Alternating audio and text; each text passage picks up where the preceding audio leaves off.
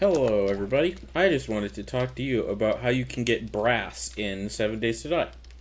And the best way that you can get brass that you're going to want to use to forge to make your bullet casings is you're going to want to go to excuse my voice. You're going to want to go to salvage some cars, more specifically the intact ones like the sedans, and you'll oftentimes get a brass radiator, which you can smelt down, and you can put into your furnace. However, you can get the brass from scrapping it, but you get much less than if you smelt it in the furnace or melted in the furnace. So I'll just drive over and find a car here that I can salvage. Now you have a chance at getting the brass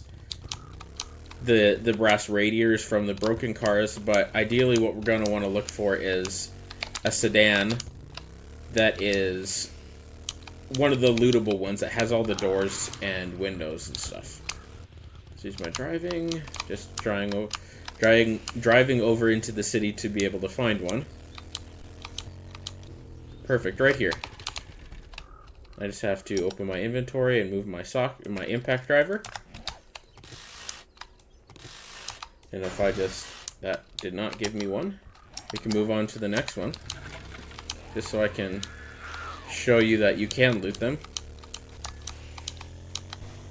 And you're more likely going to find these cars out near the houses, more on the outsides of the city.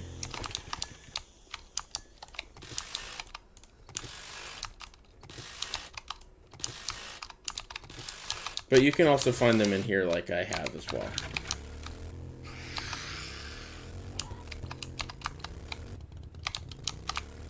Excuse me while I try to find a vehicle that is going to be gracious and actually give me one. So we're driving.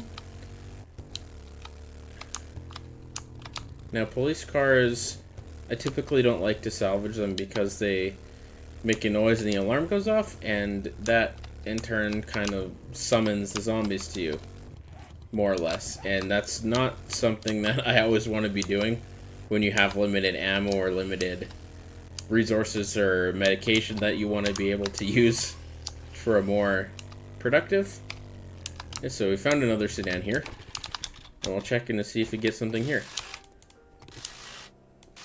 There we go, perfect. See that? This is a brass radiator.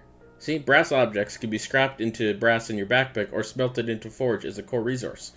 And if you smelt it in the forge, you'll get 250, and if you scrap it, you will only get 187. So quite a bit difference.